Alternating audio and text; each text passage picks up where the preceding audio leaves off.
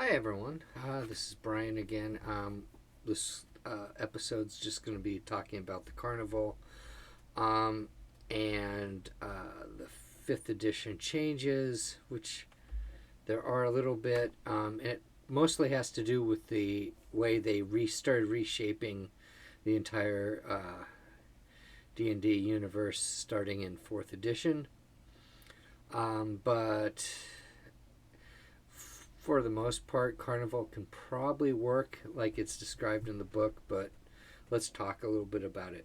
Uh, the Carnival originally started out as a novel.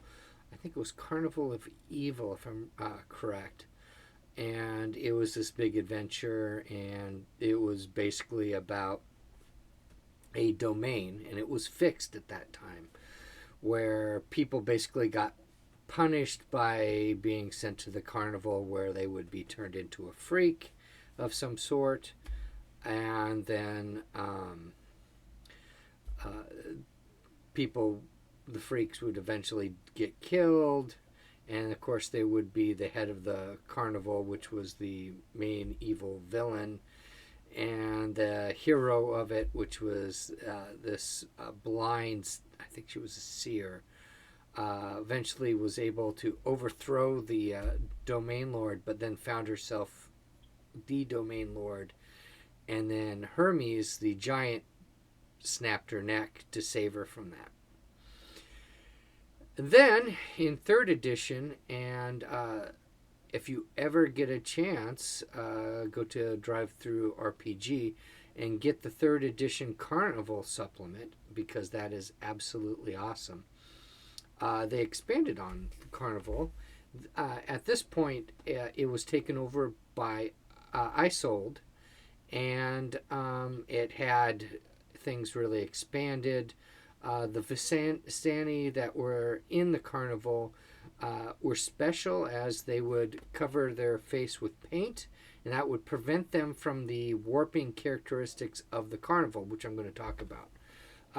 This specifically talks about body horror and dark fantasy with Carnival, but it doesn't really go into the fact that the nature of the Carnival is the longer you stay there, the more you're going to get warped and eventually turn into what the people in the Carnival have turned into, and it sort of warps your body, and it's based on your nature. So, say if you were somebody who was really shy, you may turn invisible. That kind of stuff. Um, they don't talk about that in 5th edition at all, and they really don't go deeply into anything that might be freaks because of, I suspect, the bad inclinations about that. But that's basically what Carnival does. Isold originally, you have to understand that the Eladrin weren't just a fancy type of elf. Before 4th edition, the Feywild didn't exist. The Shadowfell didn't exist. There was a plane of shadow, but it wasn't the Shadowfell. Shadowfell and the Feywild are a 4th edition concept that what was created. The Eladrin. Okay, let's go back to the Outer Planes. Before 4th edition, they were doing their best to inhabit every outer plane that existed. So they had strange, different races that inhabited each one. So, there was a race of anthropomorphic animal angels called Gardenals. They were kind of like these angelic furries. They existed in one plane. They had the demons, they had the devils, they had the Yugoloth, although they were originally called daemons in 2nd edition, when we had the Satanic Panic and they changed all the names away from anything that might be considered satanic. They changed the Yuggoths and they kept it. There was also the Demodans that basically, I think they were in Gehenna, and they were like the prison keepers of that plane. They tried to inhabit every single thing. The Eladrins were these elf-like, divine elf-like, well, they looked like elves, these divine beings that were chaotic good. And Isolde was one of these. Why am I saying this? Because the nature of Ravenloft is so that if you're a creature from the outer plane, if, say, you summon a demon, the demon can't go back. He is stuck in Ravenloft, which is why it's never a good idea to summon creatures in Ravenloft, at least in the old edition, because they can't go home and they get really angry at you. So those beings, those powerful extraplanar beings, create a reality wrinkle around themselves in Ravenloft. So Isolde was a good one. She was chaotic good. And of course she was against the Gentleman Caller, who was a incubus. Again, they now call him the Caller rather than the Gentleman Caller. I don't know if it's because of the negative connotations of gentleman, or if they want to make the Gentleman Caller non-binary. It really doesn't matter. I'm going to still call him the Gentleman Caller. She was his enemy.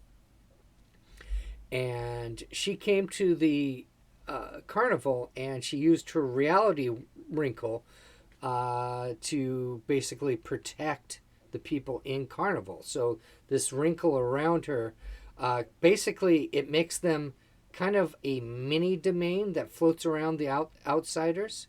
The Whistling Fiend has his own wrinkle. Like all of any demon, devil that comes there, they have a reality wrinkle of a certain size. They can do rituals to make it bigger, but then it kind of makes them more stuck to Ravenloft.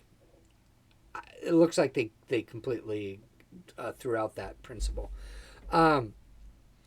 So Isolde had this reality wrinkle of the carnival, and her reality wrinkle would change people.